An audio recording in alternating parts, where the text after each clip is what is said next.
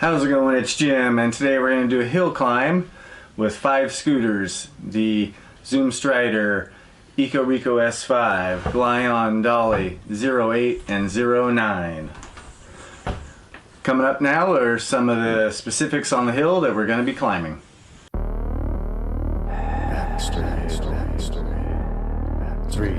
Ten feet. 30 feet. 12%. Slope. The killer. So I came across this hill when I was doing the maximum weight range test on the Zero8, which that video should be coming up pretty soon.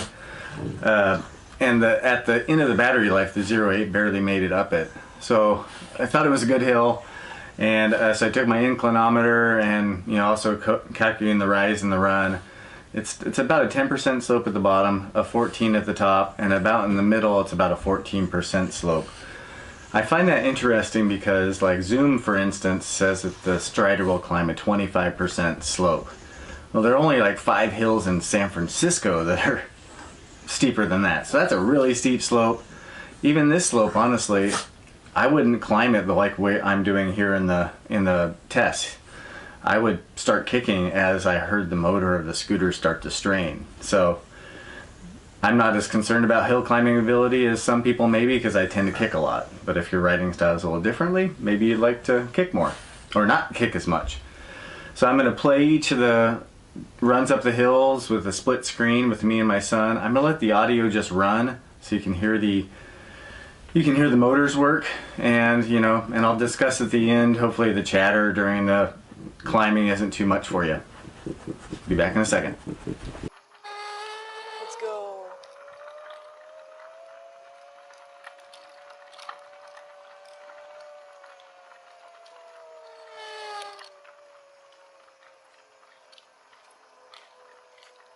You can do it.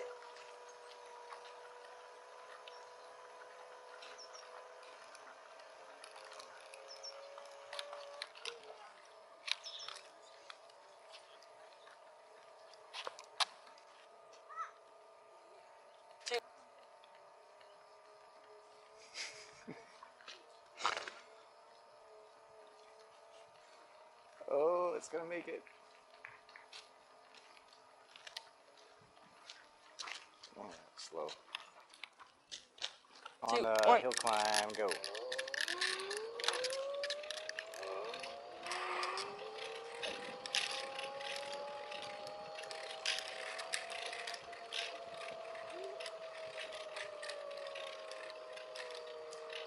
Jeez.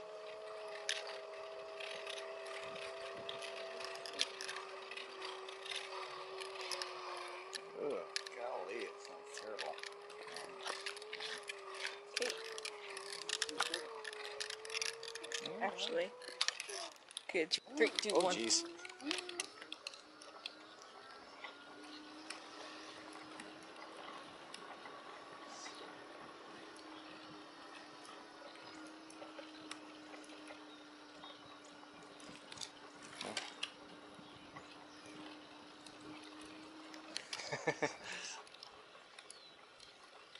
11.6.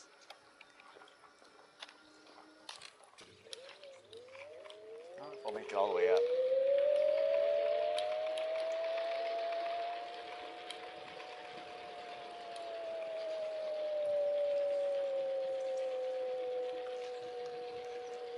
I'm going 11. 11. Bailey, you look like you made it up at about...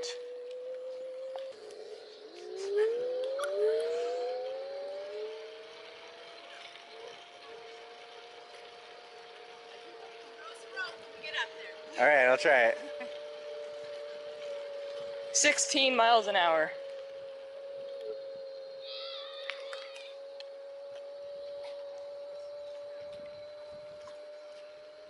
Results of the hill climb. I find these results to be kind of interesting because, for one, the ranking was about what I expected after riding these scooters for a while.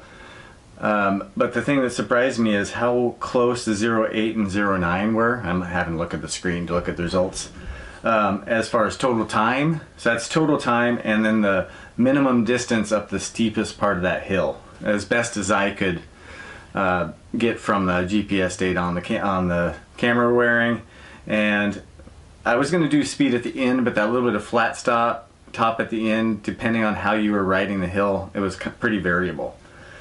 So yeah, so the Zero8 felt like it was faster up the hill than the different shows. It felt like it really flew up the hill compared to everything else.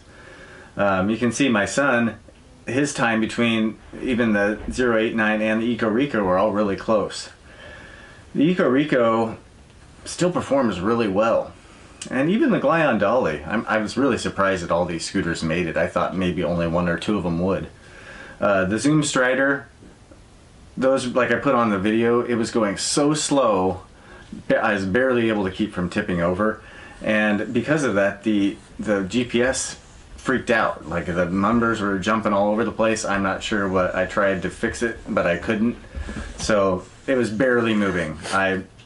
Just because I had decent balance that morning, did I even make it all the way to the end of the test. But my son, actually, you know, the Stryder climbed pretty well. And a lot of the Zoom Stryders, not to focus on that, but a lot of their claims were with a really light rider. Anyway, no way it's going to climb a 25% slope, I'll say that. I don't know if any of these would, honestly. But I hope this hill climbing data helps a little bit. Now that I know that start and end point of the hill, each scooter I get, I'm going to run through there and refer back to this data. And just get an idea if hill climbing is important to you. Maybe this will help you out. But thanks again for watching. Have a good one. Catch the wave, feel the